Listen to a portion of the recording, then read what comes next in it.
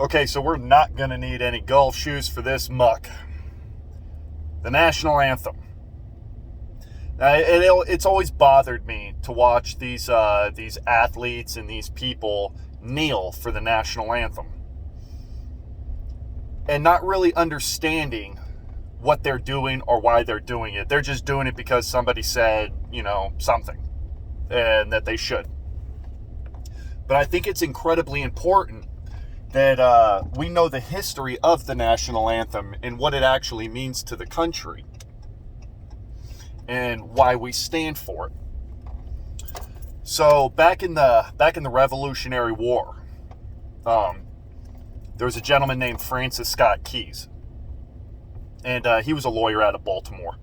But anyways, there was a fort in Baltimore, Fort Henry, and during the Revolutionary War, a lot of prisoners were gathered up on both sides. So they negotiated. Francis Keyes went on board to a ship that was just outside of Baltimore to negotiate a prisoner exchange, and then the British agreed to a 1-to-1 exchange, which is a pretty fair bargain.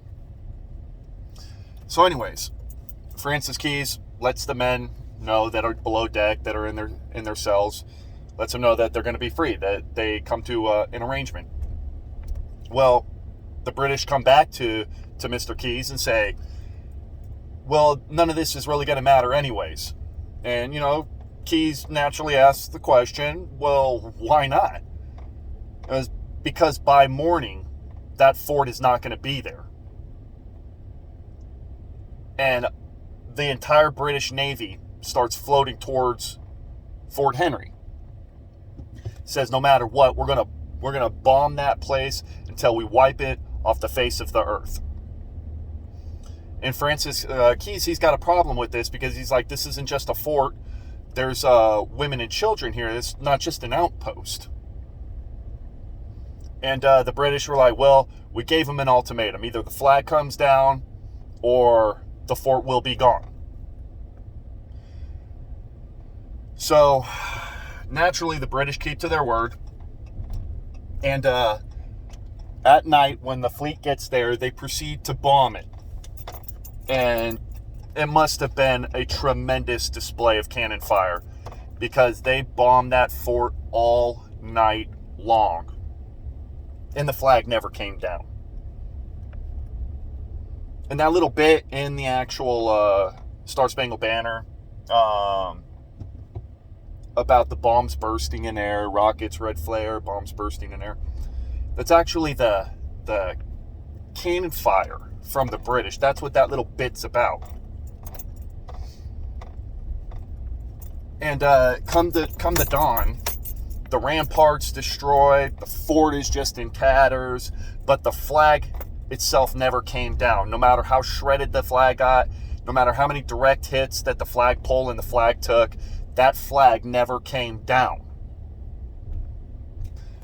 What had happened when Mr. Keyes walked back to the fort to find out what was going on within the fort, what had happened was American men were taking turns holding that flag post up, knowing that they were going to die, and they did. Anytime the flag holder was killed by cannon fire, another person took his place and kept that flag flying all night long. Despite their life, despite the tremendous odds, they would not allow that flag to touch ground and surrender. George Washington had a great quote. He says that I would rather die on my feet than live on my knees. And this is why it always bothers me when I see people kneeling for our national anthem, because those brave men, in the face of tremendous adversity, in the face of their own doom, they chose to stand and keep that flag high and show the British that we will never kneel, we will never surrender. You can burn this place to the ground, but the last thing that's gonna fall is that flag. And when you watch these people kneeling for it, it really bothers me, because you have no idea what you're kneeling about, but you also have no idea what that flag is, what that national anthem stands for. It's more than just a song that we sing at baseball games. There is a deep, deep meaning within that song. And they don't teach it to kids anymore, which is just a crying shame, because this is an important thing. That's why I always get irritated when I hear the black national anthem. No, we have the one, ours, the American one. That's for all of us. And it's to show the world that no matter how bad things get for us, we will always remain on our feet, we will never surrender, and we will always remain free. So I encourage everybody to really get into that story and really learn about it, because it would blow your mind what these men did to make sure that flag didn't fall, to make sure to show the British that we would never surrender. Please share this one. Like, comment, share, subscribe. We really don't have any muck for this one.